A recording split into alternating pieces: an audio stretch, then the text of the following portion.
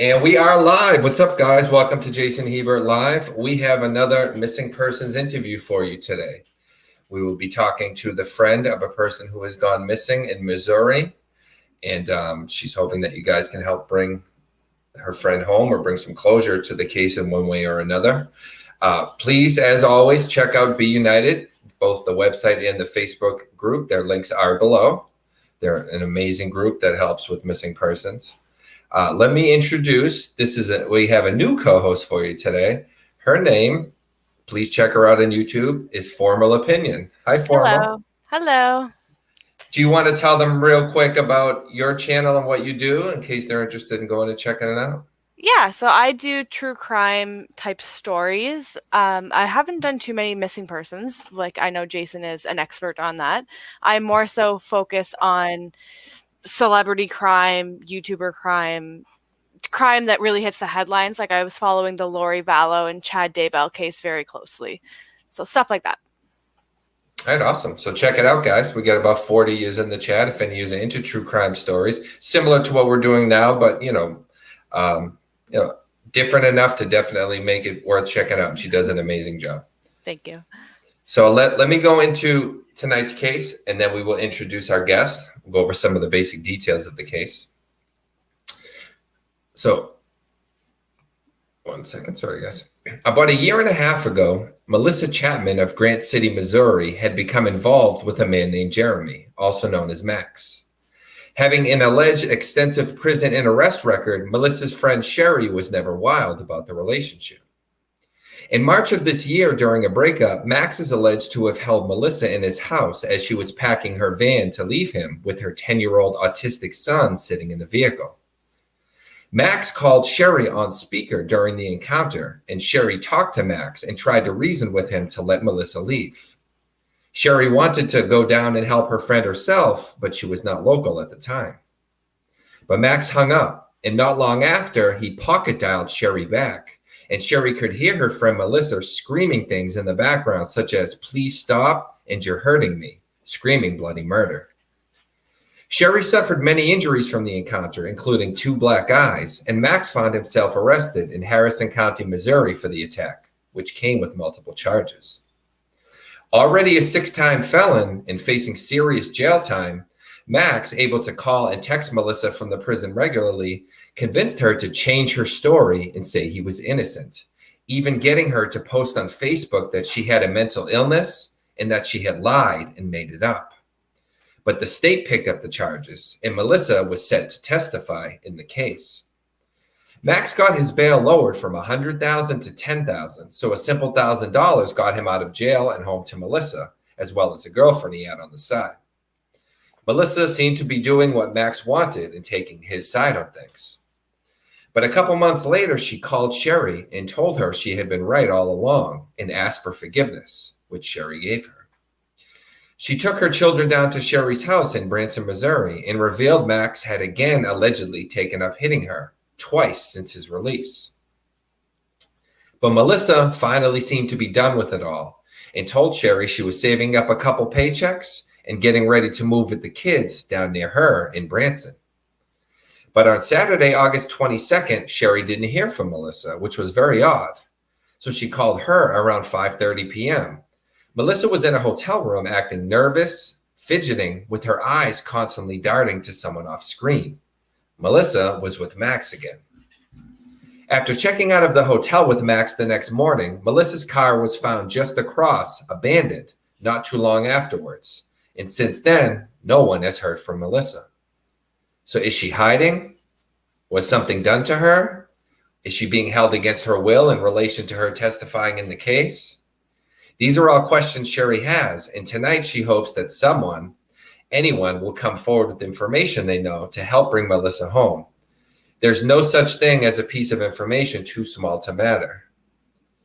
Sherry, thanks for joining us tonight, and I just want you to know I'm so sorry for what you're going through, and you have my support as well as Formal's and the rest of our team.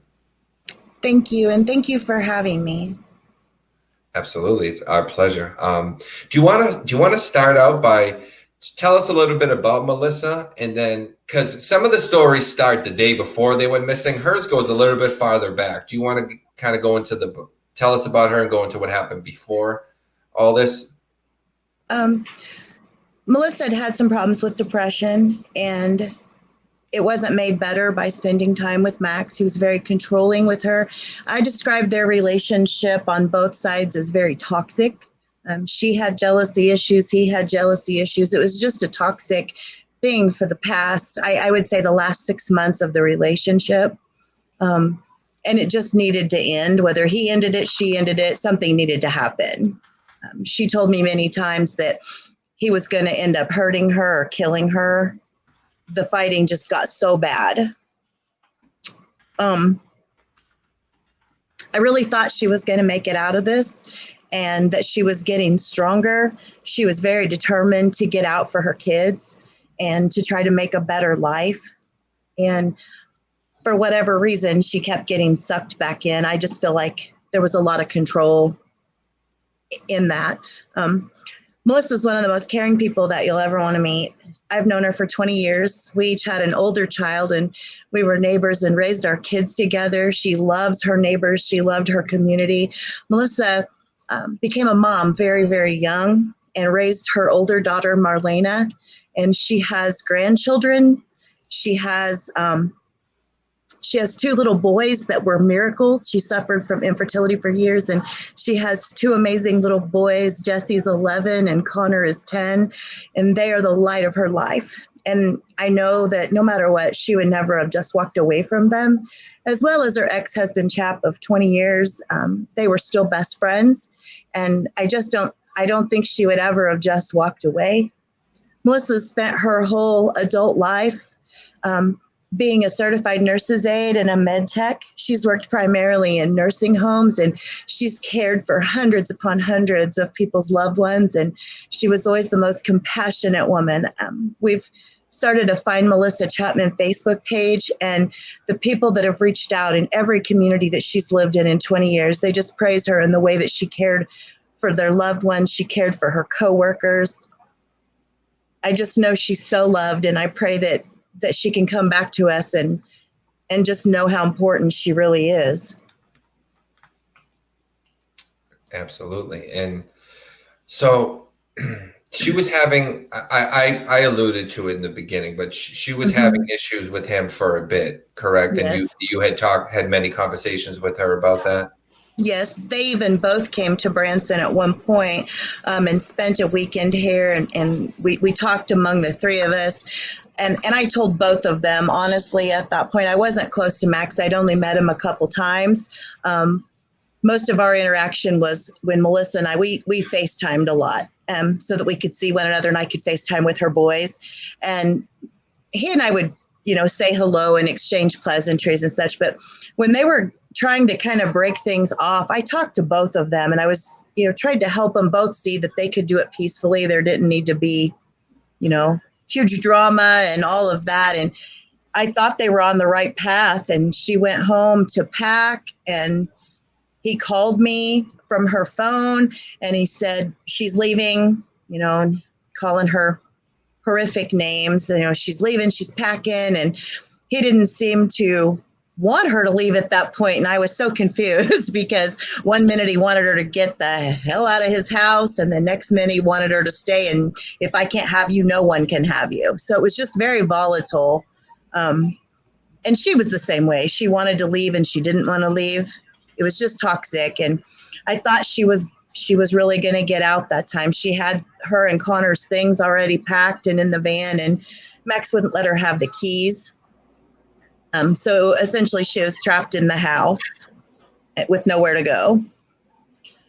So it was later that day that he ended up hitting her, and I had to hang up the phone to call the local police department and send them down there.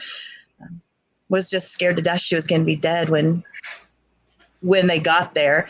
But they did get there in time and took her to the hospital. I thought that would be enough to make sure that she left and didn't go back. But the control, even from jail, just shocked me. And just before jail, they did arrest him for that incident, correct? Yes, they did. Yeah. Yeah.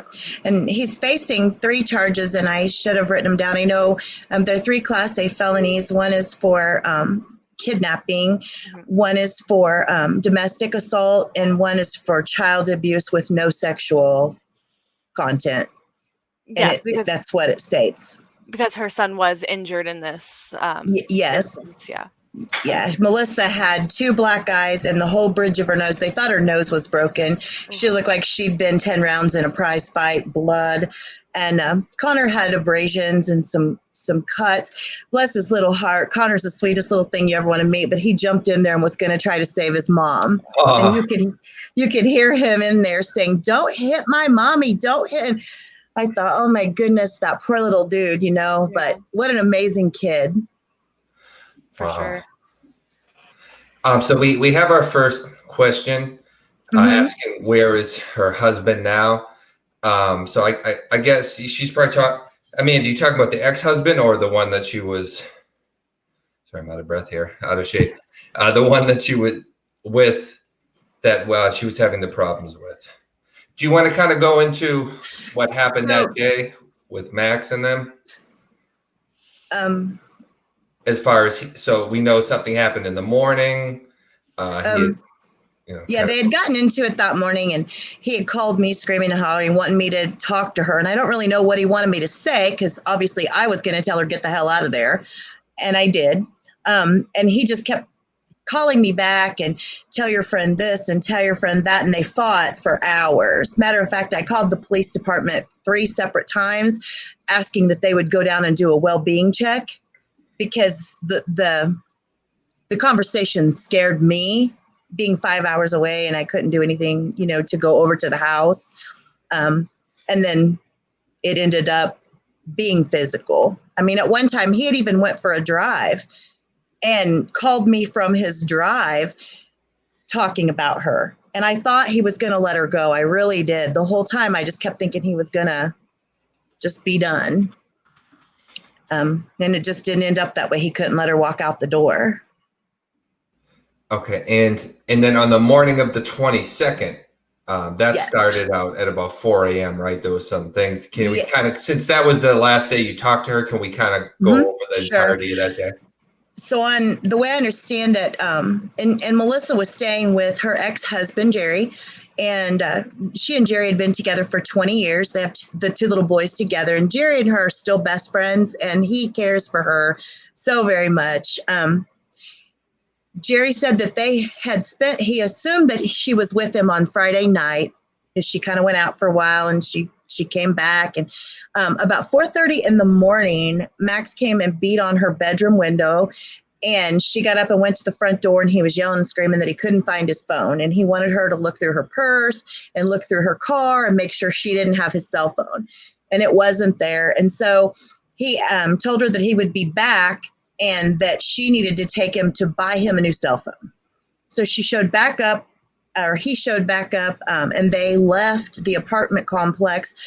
The way I understand it, about 9:30 or 9:30 the morning of the 22nd on a Saturday. And the last time Jerry saw her, she was in person. She was driving down the road in her vehicle, following Max in the vehicle he was driving. From that point, to my understanding, they went to a nearby town, Albany, which is my hometown, and they were seen there in Dollar General, and she bought a prepaid phone for Max, and they went out, tried to activate it. I guess the phone wouldn't activate. He was agitated, so she returned the phone, got her money back, and they left. And from that point, I'm not sure where they went. I don't know. That was just an eyewitness that saw them there and told what happened. And I do believe that that's been verified on videotape also, that they actually were seen there. And so from that point at, say, 10:30 in the morning until 5:30 when I spoke with her, I don't know where they went or what they did. I'm under the assumption that they went and found a cell phone somewhere, a prepaid cell phone, but I don't know where. Then at 5:30, they were in Mount Air, Iowa, in a motel. And I called her, because we video chatted every day, and I called. She was just acting so strange. And I kept asking, what's wrong? Where are you at? "Oh, I'm home." And I said, "No, you're not. Where are you at?"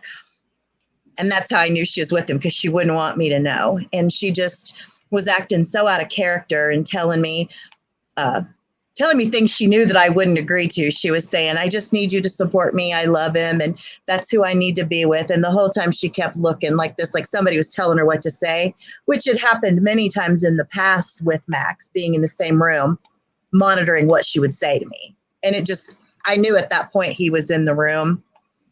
And I just told her, "I love you with all my heart, sweetheart, but I can't support you in that. I'll help you." But I was trying not to say anything that would make him angry at her. But that was the last time that I talked with her. Then Saturday or Sunday morning, I sent her a song from YouTube to her messenger, and she saw the song and said something like "thanks" or "nice." It was just one-word answers. I'm not even sure that it was her texting me, because she doesn't use abbreviations, and there were a lot of one-word answers or abbreviations not like her. There were about 4 different little texts like that, and then nothing. And from that Sunday morning, she hasn't looked at any of my messages. She hasn't called me back. She's had no contact with me. And it was at the same time that she's had no contact with anyone else either. So I started getting worried by Sunday night. I was speaking with Jerry. We call her ex-husband Chap, so you'll probably hear me say, I called Chap and I'm like, "Where is she? Did she come home?" Because I was kind of going to chew her butt, not going to lie. I was going to kind of read her the riot act and be like, "Was that set up? Were you just saying that to cover? Are you really with him? What's going on with you?" And she didn't come home. And by Monday, we were both very concerned. Chap was concerned to call the law because there was a no contact order as a condition of Max's bond. And he was in violation of that. And he just didn't want to call the law and make trouble because he knew that would anger Max. So I called Harrison County, where his charges were, and I left a message for the prosecuting attorney to call me back. And on Tuesday, I didn't get a hold of the prosecuting attorney, so I called Bethany, Missouri, to the sheriff's department. And when I told him that I was scared that she was missing and something had happened to her, the deputy on call said, "I don't really want to tell you this, ma'am, but we've been looking for her. We found her vehicle abandoned in Mount Air, Iowa, and they've been looking for her. They called down here because that was her last address, was in Bethany." And at that point, my heart sank. He told me that when they looked in the vehicle, it was found behind a storage shed. And they said when they looked in the window, he said that her purse and cell phone was in there. And she's a girly girl. There's no way she would have walked away from either one of those things. So at that point, things started getting pretty serious. And you were saying earlier that this storage shed is right next to the motel, right? It's very close. It's kind of across and down, I would say, and I'm guesstimating. I'm not real good with distance. I'd say a couple city blocks, maybe 3, but definitely within walking distance. And it was just down from Casey's. That's a popular convenience store here. And she had been seen in both of those places. But where the van was, as you can see from the pictures, I didn't even get on their property to take these pictures. I mean, it was in view. There's just, it wasn't like it was hidden. I don't believe it was hidden so that people wouldn't find it. I believe it was parked so people would. But that's my opinion. And when you say it was at sorry, I lost my train of thought. So you think it was meant to be found? And I'm sorry, what I was going to ask is, she was seen at Casey's in the other store. Was she alone, or was she with him when she was seen? That I personally can't verify to you because law enforcement didn't verify that fact. So I don't want to say. I only know what I've heard. I heard she was not alone, but that's a fact I don't know. Yeah, because what I was going to say too is Strong One says the storage shed should have had surveillance cameras They should have had, but to my knowledge, they do not have. You're talking about small town America, and it's a tiny little storage facility. I'm going to guess not more than 24 units. It's like very small. I don't believe there are cameras, but I don't know the information to that. Has anyone, Be United Missing Persons asked, has anyone looked into if Max had a storage unit there? Correct. And in that facility, to my knowledge, no. They had a storage facility, Melissa did, and Max had things in it in Bethany, Missouri, but not there in Mount Ayr. From what I was told, they checked all of the empty storage units that were open. They went through them and checked them to make sure she wasn't in any one of those. The rest of them all had the locks on them, and nothing looked to be disturbed. Okay, I'm going to go over a few pictures. Formal, I want to make sure you get your questions up too. I don't want to. Yeah, so Max has been since arrested, correct? Yes. He was, a warrant was put out for his arrest for a bond violation for having contact with Melissa. And so that's what, he was arrested last Wednesday, I believe, last Wednesday. So originally, a lot of people thought that maybe she left with him on her own recognizance, but since he's been arrested, we're not thinking that as a theory anymore.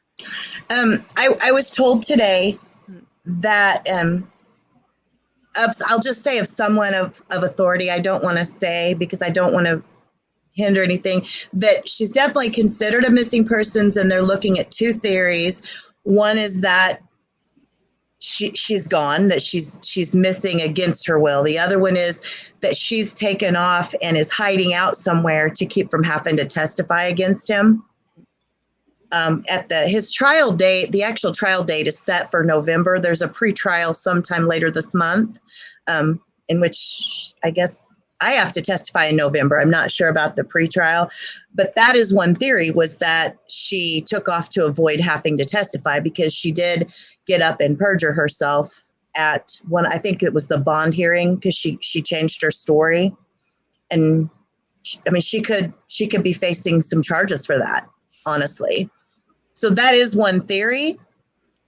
I'll just, if you want my personal, I think even if she was hiding out, she would have come home by now.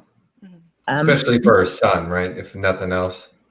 She would never, ever, ever go this long without calling and checking on Connor. There's no way. No way. She is such an advocate for that little boy that you can't even imagine what she's been through with her youngest son.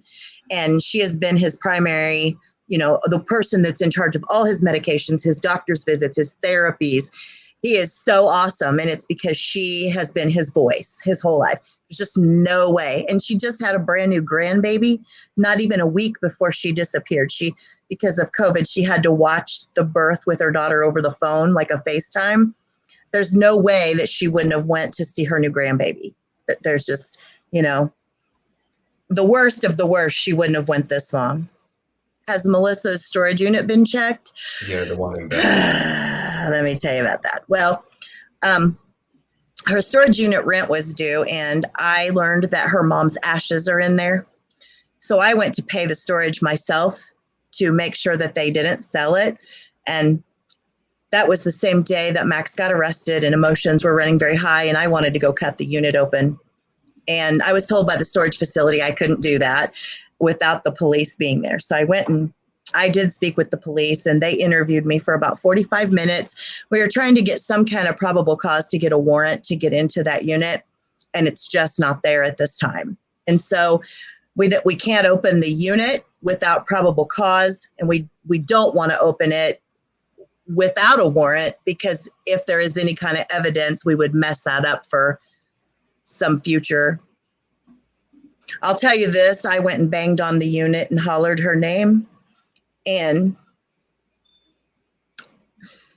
I smelled around the unit to make sure that there wasn't anything that smelled dead. Okay. If you need a moment, Sherry, off camera or something, that's perfectly It's okay. We do have a question from chat from Tatitude. Could he be holding her hostage somewhere, do you think? I think that he could have been, most definitely. I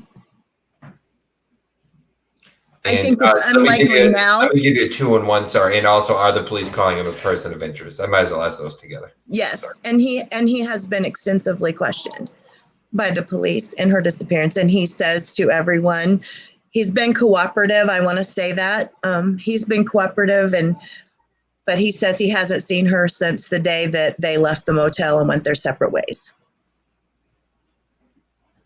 So his story is they walk out, go to the separate cars, bye, and she just ends up down the road and he has no idea. Yep. That's his story. And if you're just joining, I'll go over some pictures. Formal, I'm going to make sure you get all your questions out too. So you don't have to wait for me to ask either if you want to jump in. I don't want it to seem like I'm... She's so beautiful. Yeah. I just want to make sure that everybody watching, everybody in the chat knows that we are dealing with a case of abuse. This was an abusive relationship. I see a couple of questions about why did she post so much that he didn't abuse her? Is it because she was scared? A lot of times that happens in abusive situations. The person will be looking over your shoulder while you're at the computer. They don't really get a moment to themselves, unfortunately. Right. She did that for him. He made her go and say, oh, I have a mental illness I'm dealing with. And while he was in jail and this was going on, she was staying with one of his family members. He wouldn't allow her to have a job. And so when he got put in jail, he lost his job and she was losing the place to live. You know what I'm saying? Like, she was going to be on the street. And so she went to stay with some family members of his.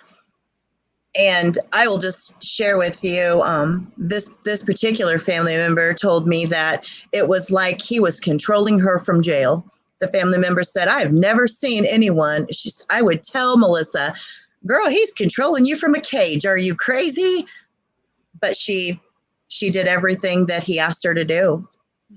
She was off of her medication during that time for depression, for her anxiety, and she was doing just what he asked. This is a question I had as well from the Rowdy Crafters. Have they tracked her phone? I know it was left in the car, but as far as where it went that day beforehand and stuff? So this is what I learned today, and this was verified to me by someone in authority just today before the interview, that they do not have a warrant for her phone yet. They actually finally impounded her vehicle off of the private property that it was left on after 11 days of it sitting there abandoned because they didn't have a warrant. I want to explain that where this all happened in rural America, you're dealing with jurisdiction issues of different counties and 2 states. It's right there on the state line. And so jurisdiction has been a problem in this case, obviously, to make sure that they're crossing their T's and dotting their I's. So the warrant, in my understanding from today, has not come through to check her phone. Okay. So, but at least they're working on it, sounds They like. are. Absolutely, they are. Yes. And Strong One brings up a good point. I'd be checking for any recent units rented at that storage facility. He could have rented under a different name. And if the units have electricity, could be using a freezer. You're absolutely correct. And I have thought of that myself. I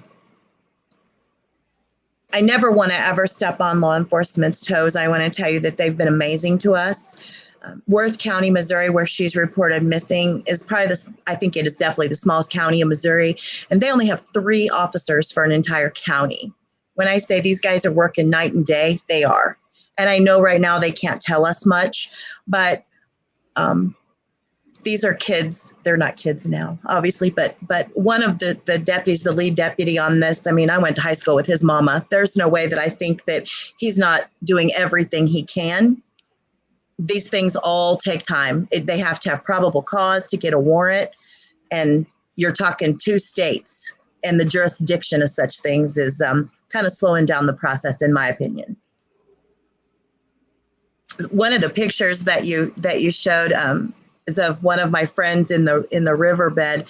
We had gotten a tip from a resident, and that's my friend Amy and some of the kids there in the background. So somebody sent a tip. They were talking on Facebook that they had seen Max walking down. There's a great big river, or a great big, used to be a railroad track bridge. And somebody had seen him walking down there. And of course, oh my gosh, he could have dumped her off that bridge. What if she's dead under that bridge? And so some of us went down and looked around, and I took some pictures because I thought it was real interesting and that's the kind of community that we have up there.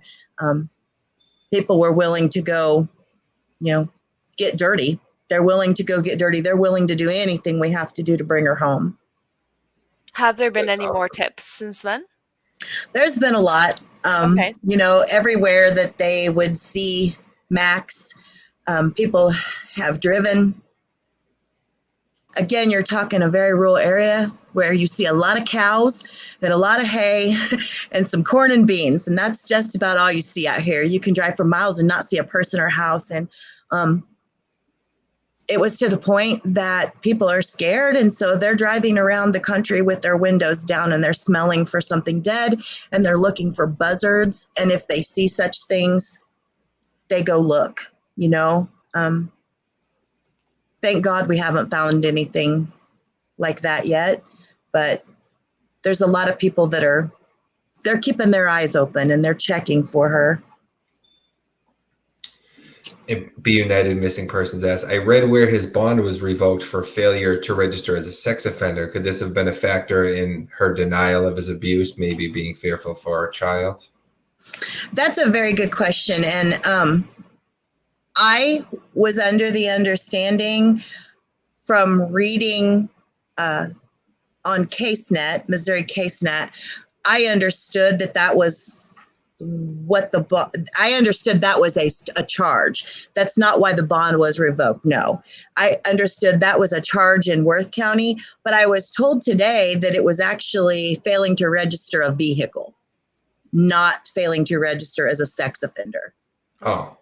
So I don't know. A family member of his did reach out to me and say, hey, just wanted to clarify, it's registering the vehicle, not registering as a sex offender. So that I'm still, I must have read it wrong, and so did everybody else, but that's what I was told today. Why can't we do a search party? Everybody's asking that. Here's why. I want nothing more than to get 100 of my best friends and go out in pickups and four-wheelers and go search everywhere we can. The reason we can't right now is because we don't want to mess up any evidence that could be there. And we have to let the law enforcement officers do their job. And I will tell you that we have been working with Be United. I want to just say the most wonderful group. I watched them. A girlfriend of mine from high school is a volunteer there in St. Joe, Missouri. And I've watched Carrie and her group and the way that they work. I've watched this for a long time. And the day that I started thinking, oh, she's missing, I called her and said, I know you do stuff with this missing persons group. Can you tell me about this? They've helped me a lot. And I want to say that they do have a whole lot of volunteers that are ready to search. I'm going back home tomorrow, and I'm actually meeting with Be United, and we're going to go hang flyers. We're going to go door to door if we have to. But they personally have a liaison that's working with the lead investigator. And when we have the green light to search, we're ready. Okay. Yeah, we get a lot of people saying, check around mountains, woods, water, stuff like that.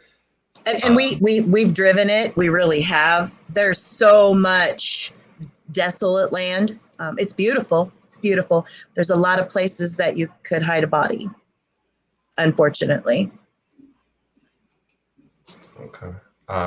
Olga asks, why not lie detector him, then turn up the heat? This guy's the key to where Melissa is. Hi, Olga. I recognize you from our Facebook group for Find Melissa Chapman. That question's been asked a lot. And first of all, lie detector tests aren't accurate. I think, what did I read? 60% accuracy. And they can't force him to do it. And I don't know that he would willingly do it. And they're also not admissible in court. But I agree with you. I think he is the key. My hope is that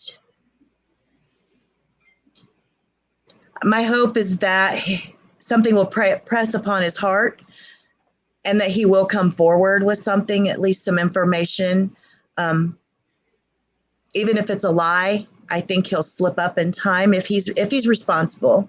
And again, as I've said, and I said this many times publicly, if Jeremiah is not responsible, I will stand in the middle of Worth County's Main Street on the square at the gazebo, and I will publicly apologize to him all over Facebook. And I mean that. And to be clear, we make no hard accusations on this show, either any of the co-hosts or the guests. We're just piecing together what we know. Correct. I just want to say that I think she's right. I think he's the key. And I think there is at least one or more other people that have pieces to this puzzle. We had a question here. Has Max been concerned at all? How has his behavior been with her missing? Good question. I believe with the control that he had over her and the number of times that he would call her when he was in jail and the number of times since his release, how he would call and text constantly, he didn't go looking for her at all. When Sunday night, Monday, Tuesday, and for the next week, he never went to the apartment where she was staying with Chapman and the kids. He never went there once. His girlfriend lives in the same apartment complex. He stayed in the same apartment complex, and he never went up there. Now, I know that volatile situation, I feel like, well enough to say that if he didn't know something that she was missing or she had went hiding or whatever the situation, he would have been up there beating that door down. Mm-hmm. You're very correct. Yeah, so his behavior was definitely very off. I think that's completely suspect. Yeah. We do have, we had actually talked about this in the pre-show when we were talking a couple of these points, but Tattitude, she wants you to know, no offense intended at all, but she says Melissa's a little bigger. Would Max have been able to lift and carry her, or would he need to have someone help him? And does he own a vehicle? You're very correct, and no offense taken at all. Melissa is a very large girl. She is short. She only comes to about my shoulder, but she's a bigger girl. You know, adrenaline does crazy, funny things. Max is very small. I don't know that he could lift or carry her, but I'll tell you this. Somebody else asked me that. If he'd have said to her, let's go for a romantic walk along this railroad track, she'd have jumped out of the car and went. You know, she was just that much under his control. I do think that even if nobody was involved in helping with all of it, somebody was involved in some of it, whether it's a cover, you know, to cover something up. I don't think he's the only one. You know, if he's responsible, I don't think he did it alone. He did have a car. Actually, it was a car that Melissa had bought, but he did have a car, and that car was found the day before he was arrested. They had a warrant out and were looking for him, and the car was found the day before in Worth County. I believe that was a week ago today. Okay. And just going over some pictures here. If anybody, I know you said you can't do it quite yet, but if anybody does want to join a search party when you are able to, based on what law enforcement says and does, do you want to give any information on how they could? I have the links below, but do you want to go into specifics how they could contact you to get involved in a search party? Yes, we have a Facebook group called Find Melissa Chapman, or you could also, with the Be United group, Carrie Windsor has been extraordinary in helping us. So, or you can contact me on Facebook. I'm the admin of the Find Melissa Chapman group, or I'm under Sherry Lynn. And you're welcome to private message me, and we'll definitely take your help. And I put both of them there. I put Melissa's group and you. That's okay. It sounds yes, like, right? Absolutely. Yep. And I will listen to anybody that wants to talk to me. Trust me when I say that. I will answer every message. And Rowdy Crafter says in reference to you saying that he didn't look, she said that's a big clue. When you're missing someone, you try to find them. If you know where someone is at, then you don't look. I agree with you wholeheartedly. I'm just a country girl with an associate's degree in social work. I'm not brilliant, not at all, but I have a lot of common sense, and 2 and 2 don't add up to 4 here. They don't. And Megan Park thinks he might have been able to move her with drugs in his system. I would agree with that also. And I know there was a history of it. Some people are in denial of that fact, but I know what Melissa told me and I believe her. I do. Okay. We do have some people saying that they'd like to be involved in the search party. Thank you. So guys, check out the links below. We have Sherry's personal page as well as the Find Melissa page. She could be reached at either of them. You always could message me, but I always say it makes more sense to contact the family and friends and or the authorities versus me, but you always can. And my information is below as well. In Formal Opinion, her channel is linked there as well. So we got a little bit of everything down there. It's in the description, and I will also put it in the pinned comment. So please check her out. Sherry, I know you say that it's really not likely, and I'm sure you know better than anybody. But in the event, for whatever reason, Melissa had decided to stay away for a bit, whether it be she felt she was protecting you and or Connor, or she had gotten in some trouble and needed to let something pass or cool over or whatever. If she is out there and listening to this interview, do you want to speak to her directly? What would you like to say to her? Melissa, I love you with all my heart. You are my sister friend. You and I have been through everything together, marriage and divorce and loss of parents and the things with our kids. We've been through everything, and I don't love you any less. I'm not angry with you. No one is angry with you. I cannot wait until you can come home. Just look on your Facebook page, look on the Find Melissa Chapman page, and look at all the people that love you and support you and want to be here for you. You don't even understand, girlfriend. We've had almost 600 members in less than a week, that people are coming out of the woodwork.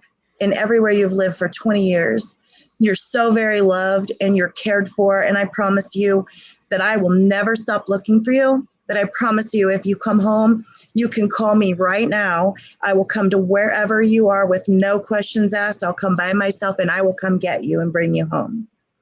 I love you so very much. Those boys, I'm FaceTiming them, but they miss their mom. Connor needs you. Jesse needs you. We all do.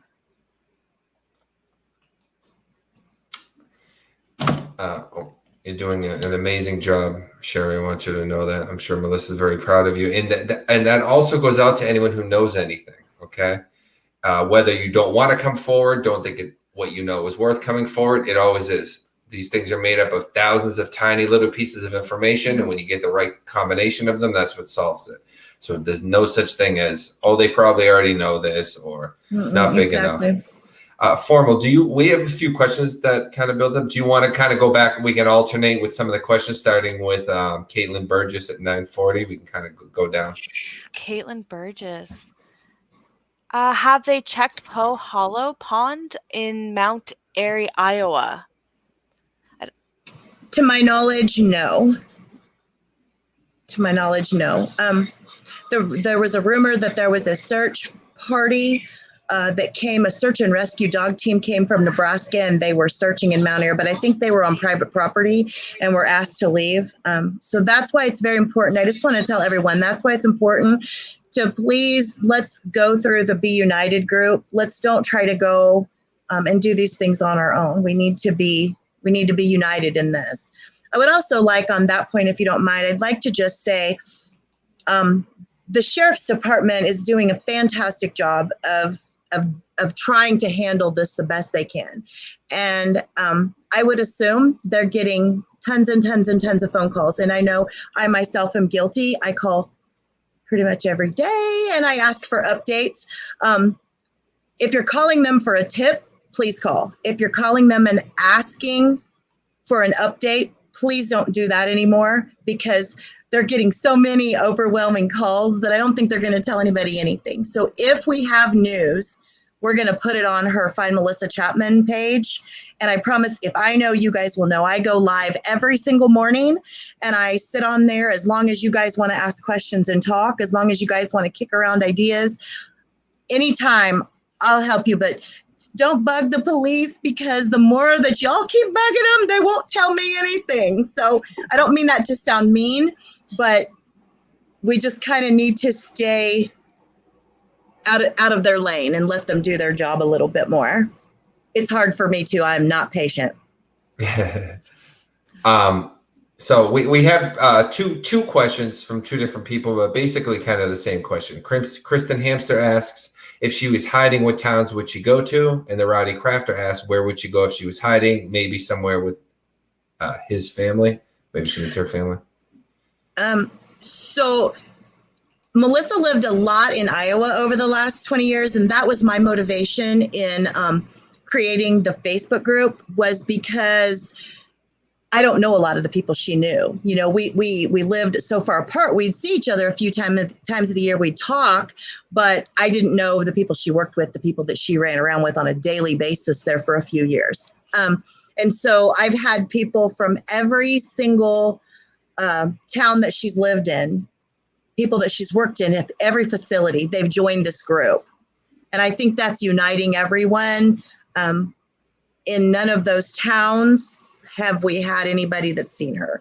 She's lived in Creston, Iowa for quite a while. She lived in Sioux City, Iowa, and Grant City, Missouri, Bethany, Missouri. So that's where, you know, one would assume. She does have a brother, two brothers, I guess, in Pennsylvania. I've spoken with both of them. They've not heard from her since before I did.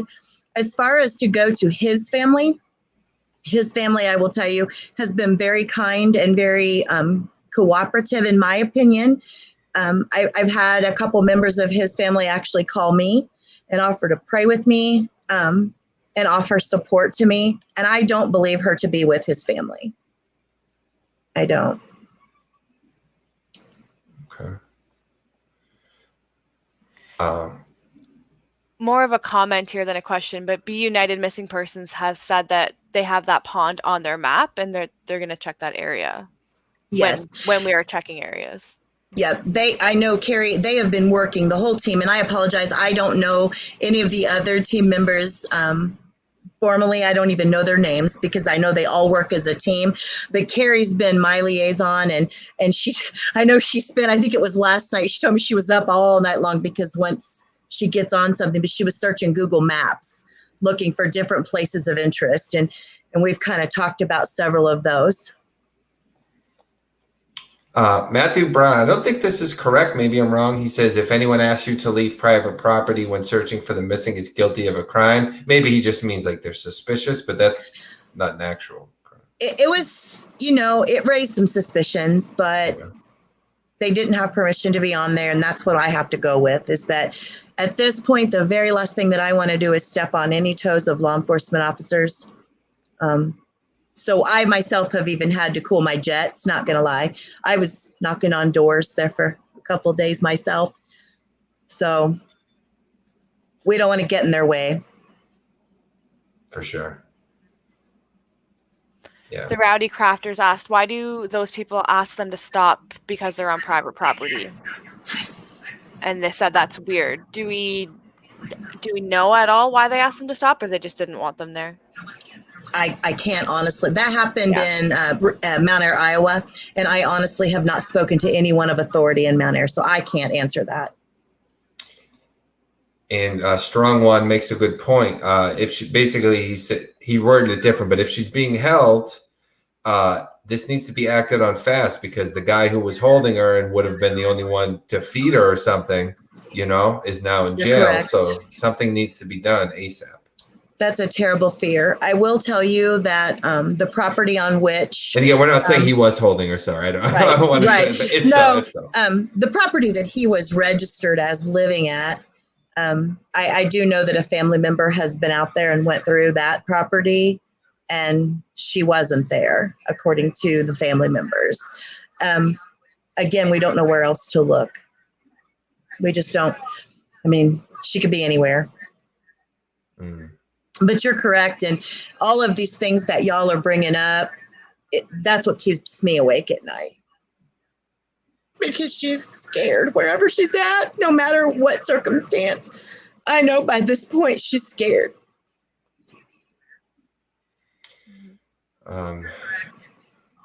Sarah Hubbard says there are ways to be anonymous. If you have a tip, you don't have to have your name out there, and that's 100% correct. I know Be United takes anonymous tips. Yes, they do. I'll take one too. Like I said, if you guys want to send it to me, I'm sure there's a Crime Stoppers or something in your area, right? I mean, you guys just want to find her. You're more concerned with that than did Billy or Joey say it. As long as someone absolutely. I've listened to every rumor. I've listened to anybody who has anything to say. I've listened. I've even tracked a few things down. People tell me something. Who told you that? Where? So I'll go to the next one's house and be like, "Where'd you hear it?" I'm like a dog with a bone. I'll listen to anyone. So if you know anything, guys, her ears and eyes are open. Yep. And nothing is too small. It's like, I didn't think of this in these simple of terms, but I was speaking with one of the highway patrolmen, and he said, you may think you don't have a tip because when you saw a car, you only saw 2 letters of the license plate. But guess what? Formal may have seen the first 2 and you saw the last 2, and now we have 4. So no matter how tiny, no matter if you saw Max somewhere, if no matter where. We had a lovely young woman call and say, "Hey, I think I saw your friend in Bethany Walmart," and the young girl even had her register receipt with the time on it. And so the police were able to quickly go and look at that. And unfortunately, it wasn't Melissa, but my goodness, that was an excellent tip. So anything like that, we'd rather check and err on the side of caution. Yeah, any tip helps, like Megan Park says. It does. Be United asks if you've talked with Max's closest friends. I'm going to be honest. He didn't run with a very stellar crowd. And I personally don't know those people. But what I will tell you is he did have a friend that he worked with prior to losing his job when he went to jail. And he always would accuse Melissa of having an affair with this guy, which there was nothing to it. She was never alone with the guy. But anyway, I found him on Facebook, and I introduced myself, and I asked if he knew anything. And all he said was, "No, I haven't talked to her or seen her." I screenshotted that, and I did send it in to the police. And I went to his girlfriend's house because that's probably the closest person to him. I went to her house with a friend of hers. They knocked on the door, and I had a 30-minute conversation in which I begged and cried and pleaded with her if she knows something to tell me. And she claims she doesn't. We have a difference of opinion on that. Okay. Can you want to get a question or two in the chat form? I'm just going to I want to make sure I get all the pictures because a lot of people been coming in since we left. Yeah, for sure. So we do have questions about how old her children were, if you're comfortable sharing that. Yes, her daughter Marlena. Oh, Lainey Lou, you're probably going to have to, I'm going to make you sound young. I think she's 28. I think Marlena's 28, and she lives in Iowa. Jess is 11, and Connor is 10. Oh, wow. And they're the most beautiful kids. Another question here says, Sherry, you did everything that you could to be Melissa's support system. Who is your support system? I have my family and I have my friends. And I just want to say these little communities in Northwest Missouri, I grew up there. And I moved away 20 years ago. And when I went back last Thursday, I posted it on Facebook. I'm coming back home. We're doing a prayer vigil. I'll be there in 5 hours. And I had people I hadn't seen in years surround me. And I've never felt so proud or so good to be from a small town in America. Everybody is taking care of each other at this point. My faith is in God, and I just want to say that I have faith that wherever Melissa is and however this ends up, I have faith that it's going to be okay. There's her babies. And that's Chap right there, I'm assuming. That is Chap. Chap's amazing, you guys. He loves that woman beyond, he loves her beyond everything. Everybody should have a Chap in their life. Because in case, I'm sure there will be, I haven't actually seen it in the chat, but I'm guessing someone will ask eventually any suspicion on him. But you had told us earlier, definitely not. As far, I mean, you never can say 100%, but. I think that, yes, I think there was question. You know, I think there was question. Chap's a very, very nervous person. The poor guy probably doesn't weigh 100 pounds soaking wet at this time, and he smokes like a freight train when he's nervous. And he's not sleeping. He's not eating. We had to take him to the little local hamburger place and kind of put him against the wall so he couldn't escape and kind of force feed him, you know. He's a nervous little dude, but I'm telling you right now, I will stake my reputation on the fact that I don't believe that he has any knowledge of anything that he's not sharing. Matter of fact, Chap said, I wish they'd hook me up to a lie detector test because I'll tell them anything they want to know. So I've threatened to kick some booties if they accuse him. I'm that convinced. So yeah, I mean, you never know 100%, but in these cases, there's always people where you're like, no, you know, almost no. He loves his boys. That man waited so long to be able to have children. They were not able to have children for a long time. And his life is Melissa and those boys. He would not do anything to take their mother away from them. Nothing. He would not be party to that. As a matter of fact, no matter what those two have been through, he's been there for her to pick up the pieces every single time. This is no different than that. None. She says, do you and Sam go to school with them? Ashley, I don't know. Maybe that was to something in reference. And I was going through the pictures. I don't know, Sam. Let us know what you meant, Ashley. I think you sent that when I was going through the pictures, so I might have missed the context. I'm sorry there because I couldn't explain it properly. But Rowdy Crafters does ask, why would he go to the storage unit with her? Do you have any idea what reasoning could have been? I mean, we went over that a bit, but to leave the van there, or yeah. Why would that even have been a stop? I guess she means. I have no idea. I believe that, in my opinion, again, this is nothing from law enforcement. My opinion is they went to Mount Air because of the no contact order. And just being honest, I think they went to fool around. And they were a little less likely to be seen by people they knew up there because everyone in Grant City area knew them and they were watching. They knew they were together. So. We have another question here. Did they both drive to Iowa? Was he picked up in Missouri? If so, how did he get back? My understanding is, yes, they both drove to Iowa. I don't know that for a fact, but that's my understanding. In separate cars? Yes. I was told that by a family member of his. Okay. Just going over some pictures here, guys. We are kind of winding down here, so if you have any questions that haven't been answered, put them in the chat and we'll pass them along. This is to both Formal and Sherry. Is there anything I didn't think to ask that you guys want to make sure, Formal, that you do ask, or Sherry, that you do get out there? Sherry, I would love to hear about this vigil that you guys are going to hold. Absolutely. So when Melissa first came up missing, I couldn't do anything, especially sleep. And so we drove up and did a prayer vigil. Again, I'm a very spiritual person. And so I just believe we have to give God the glory and that he's going to give us at least peace in this situation. Even if the very worst thing happens, we're going to need to rely on God for peace. And so my first thing was to take it to God. And we met in Grant City and we had about probably 20, 25 people. We had a pastor that came and spoke, and we had several people that got up and talked. And we just kind of were there for each other. And there were a lot of tears and a lot of people, you know, just kind of banding together. And that was when we kind of started to get strong. And unfortunately, it was so quick and so last minute, there were a lot of people that couldn't come. And so they've been asking for another one. And so I organized it for tomorrow night at 7:00 in Worth County, Grant City, Missouri. We're going to be on the square at the gazebo.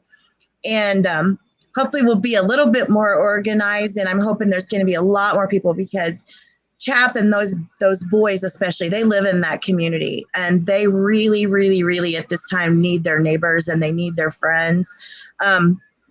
I will be there, and we're doing a couple of fundraisers to help with some expenses right now. Chap had to quit his job. Melissa begged him to quit his job. There were some threats made and some slashed tires. And so she begged him to quit his job and take care of the boys. And she went to work. And that was the only income they had. And now she's not able to work. So right now, that's my concern, is to dip in and help with the boys. We're doing a t-shirt for Melissa, a Stay Strong t-shirt. And we're going to be, all that information's on her page, but we will be, anybody that wants to donate and doesn't do that online, you're welcome to get with me tomorrow night and we'll take care of that also. The main thing is I just want Melissa's family to know, the boys and Chap to know that we're all here for them. We're here for them no matter what the outcome, and we have them. Small towns are strong. Yeah, I think small towns are the strongest sometimes. Everyone's They really are so intertwined, you know. They really are. Everybody knows everybody. Yeah, for sure. And that's exactly what you need right now. People who know each other and care. And Megan does say she can post the link for the shirts if needed. Megan's my little darling. She and my daughter-in-law owns Midwest Creations, and they are making the shirts for us at cost, and they're giving every single penny of the profits to Jerry and the kids. So thank you, Megan. If you would do that, you know how wonderful I'm not with technology. I had to have my 13-year-old come in here and hook this up for me. So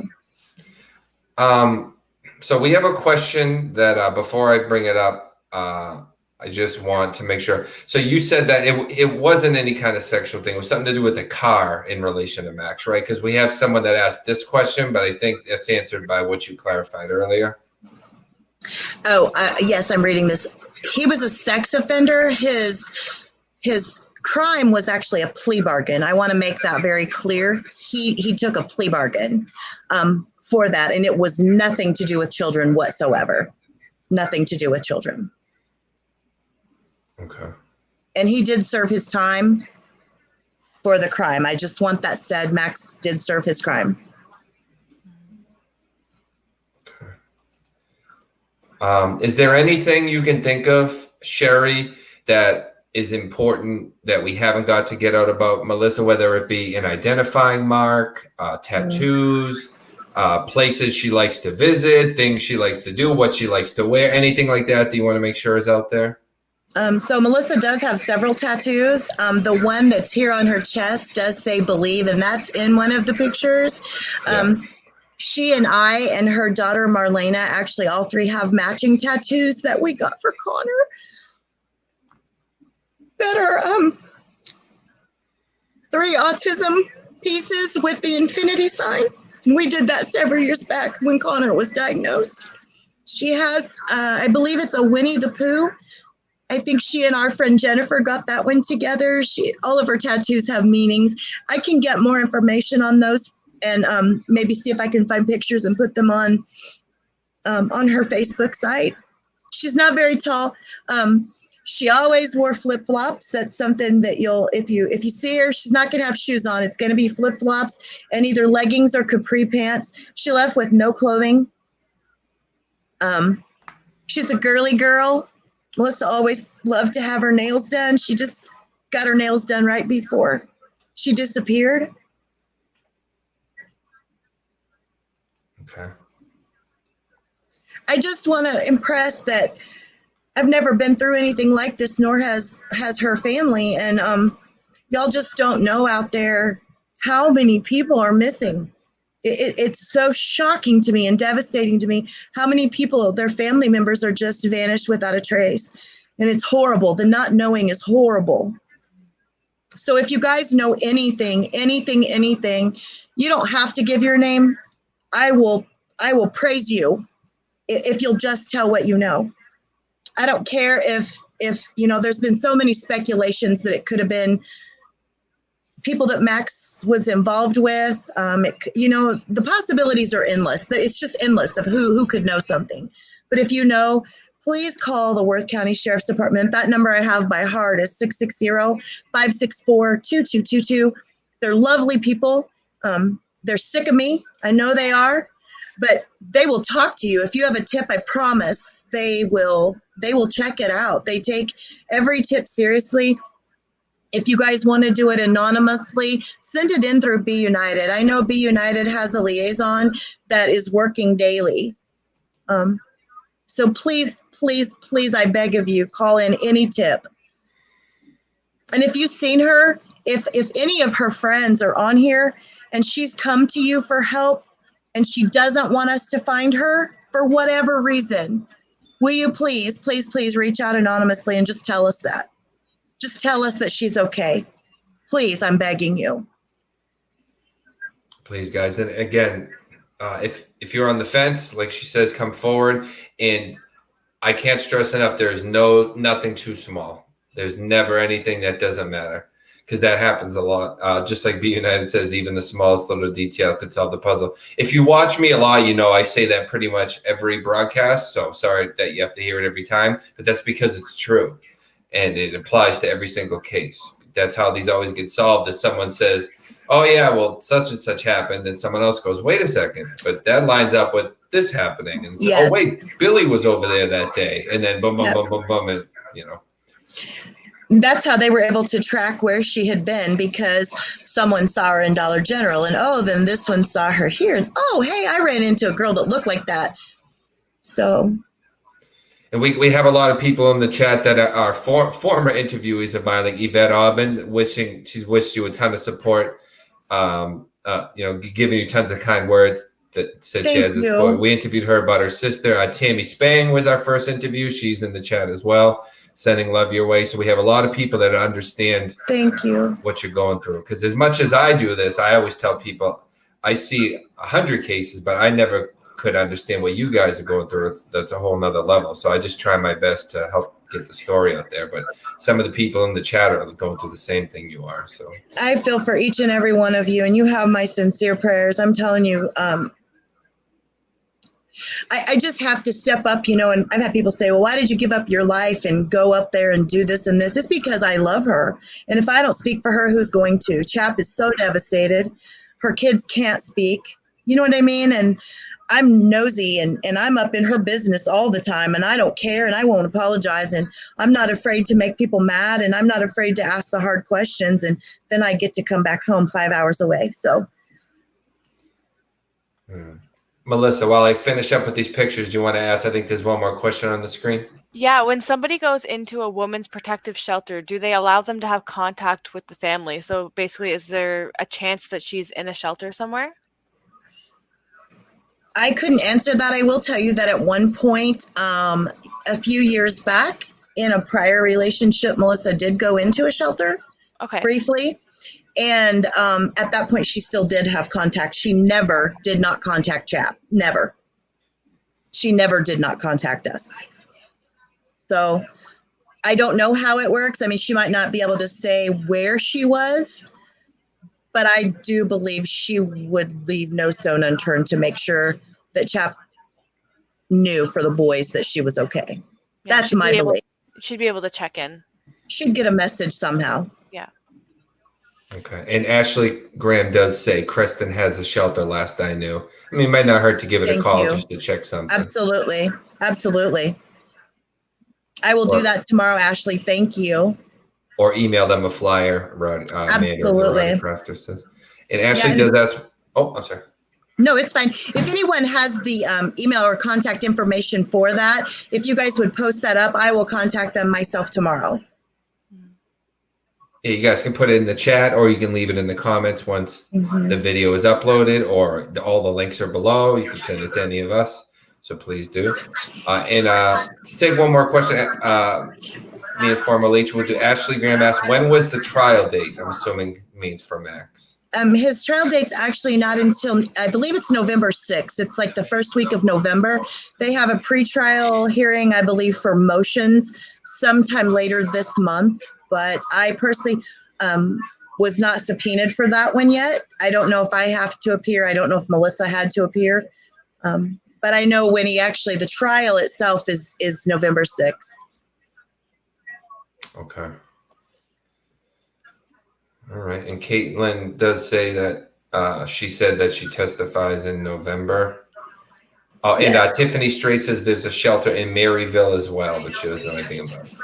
Thank you, Tiff. I love you. Tiffany's another Worth County resident, and I will tell you that she was at home with her children, but I had several members of her family out climbing ditches with us. So thank you, Tiff. I love you. If you get me that information, or if you want to call over and get an email, we can email them the flyer. Absolutely, guys. And post it below any of the Creston info, Maryville, any of the shelters, Yep. or send it directly to Sharon. You guys have both, or you girls have both been amazing.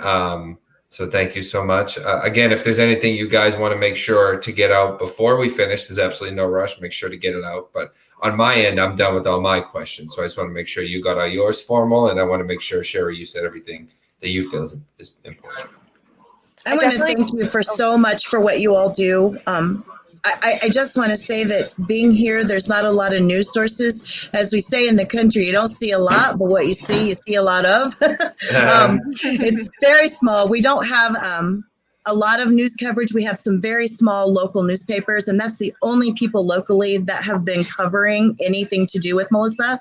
The local news channels that have a television won't even email us back.